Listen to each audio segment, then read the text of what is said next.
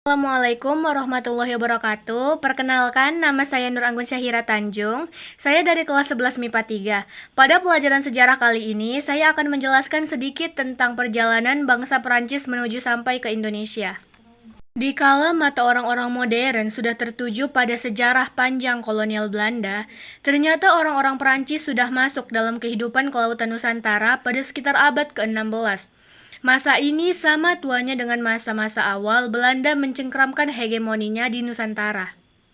Persentuhan itu dimulai dari perjalanan awal kapal-kapal Perancis yang bertolak dari pelabuhan Normandy di Perancis. Pelayaran awal orang-orang Perancis ini merupakan pelayaran yang pertama sejak ditemukannya jalur pelayaran melalui Samudra Pasifik pada tahun 1519 oleh Magellan. Kapal-kapal yang bertolak dari Honfleur, Normandy ini dipimpin oleh seorang kapten yang bernama Verrazan. Verrazan yang optimis dengan ekspedisinya ini mengambil jalan untuk menyusuri Samudra Pasifik. Namun sayang, tidak beruntung menemukan Tanjung Magellan. Kapten kapal ini kemudian meneruskan perjalanannya melalui bagian selatan Samudra Atlantik, barat dan berakhir di Samudra Hindia. Pada titik yang gemilang ini, ternyata kondisi awak kapal tidak segemilang pencapaian Verrazan. Dengan kondisi yang serba tidak menguntungkan, awak kapal kemudian memutuskan untuk memberontak sehingga membuat perjalanan hanya dilanjutkan dengan satu kapal lain yang sebelumnya dipimpin oleh Pierre Chaunay.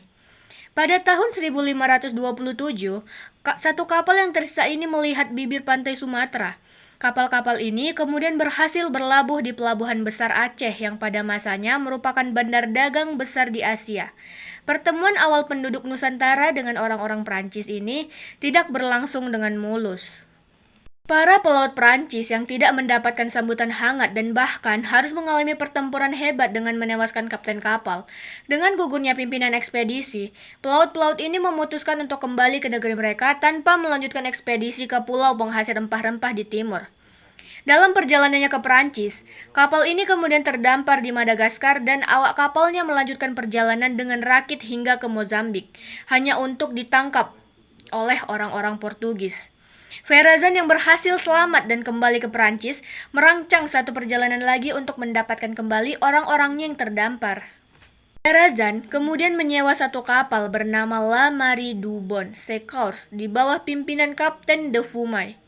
Kapal ini kemudian mencapai Tanjung Harapan, tapi lagi dan lagi hanya untuk ditangkap oleh orang-orang Portugis yang merampas harta benda yang dimuat kapal itu. Persentuhan selanjutnya orang-orang Perancis dengan orang-orang Nusantara lagi-lagi kembali diawali dari pelabuhan Perancis. Kali ini di bawah pimpinan Jean dan Raoul Parmentier.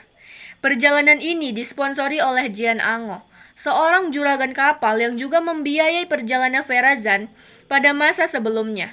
Jean Ango mempunyai ambisi kuat untuk menjalin hubungan dagang langsung dengan kepulauan rempah-rempah di Hindia Timur.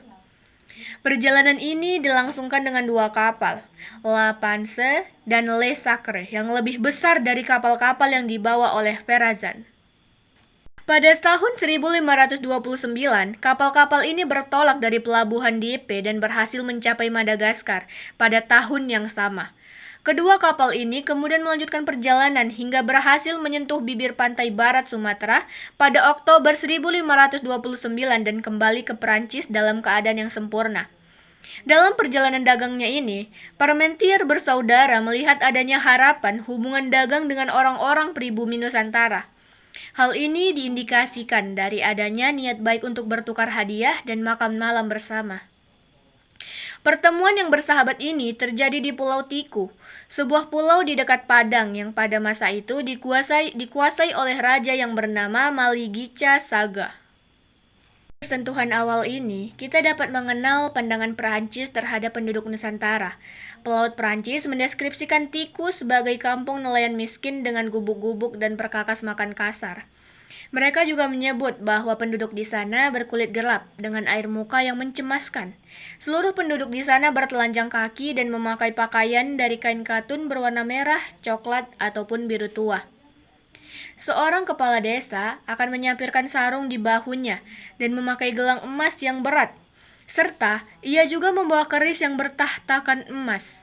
Penduduknya secara umum mengenakan ikat kepala atau topi jerami sebagai tutup kepala mereka. Dari sisi pandang pelaut Perancis, orang-orang lokal yang mereka temui tampak kotor, kecuali para pejabatnya. Mereka juga memberi kita catatan tentang senjata yang digunakan penduduk lokal berupa busur, panah, tombak, dan sumpit yang digunakan untuk meniupkan panah-panah beracun. Persenjataan itu juga diperlengkapi dengan tameng tebal dari kulit gajah atau kulit banteng dan kulit ular ataupun kulit ikan.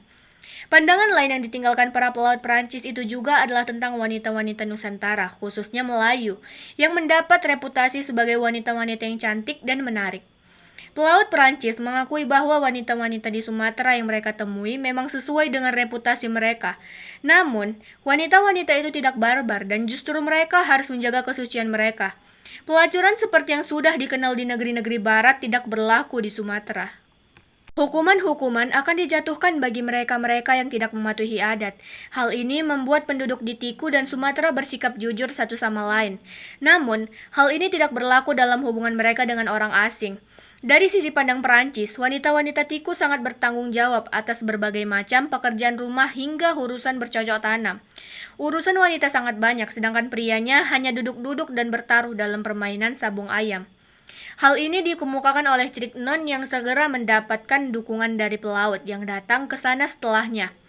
Makanan di Tiku dianggap membosankan karena hanya terdiri dari nasi dan ikan. Ayam hanya muncul pada perayaan-perayaan. Namun begitu, daerah ini sangat kaya akan hasil buah-buahan. Selain itu, aneka satwa tropis dapat ditemukan di sana. Dari hasil persentuhan yang kedua ini tidak menunjukkan adanya keberhasilan dalam hal kesepakatan dagang. Orang-orang di Tiku tidak mau berkompromi sehingga meninggalkan orang Perancis untuk pada akhirnya harus angkat kaki dari pulau itu. Para pelaut kemudian bertolak dari Tiku dengan sedikit dagangan merica dan berhasil sampai di Dieppe pada Juli 1530.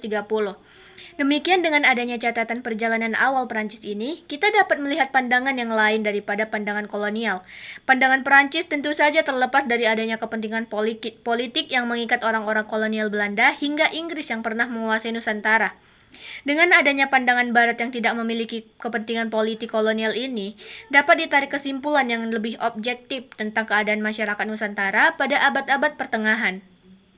Sekian penjelasan saya tentang perjalanan Perancis menuju ke Indonesia. Semoga dapat diterima dengan baik oleh Bapak Guru yang memeriksa tugas saya. Saya mohon maaf jika ada materi saya yang kurang atau yang salah dan jika pengucapan saya ada yang kurang dan kurang bagus karena saya juga dalam proses belajar. Terima kasih. Assalamualaikum warahmatullahi wabarakatuh.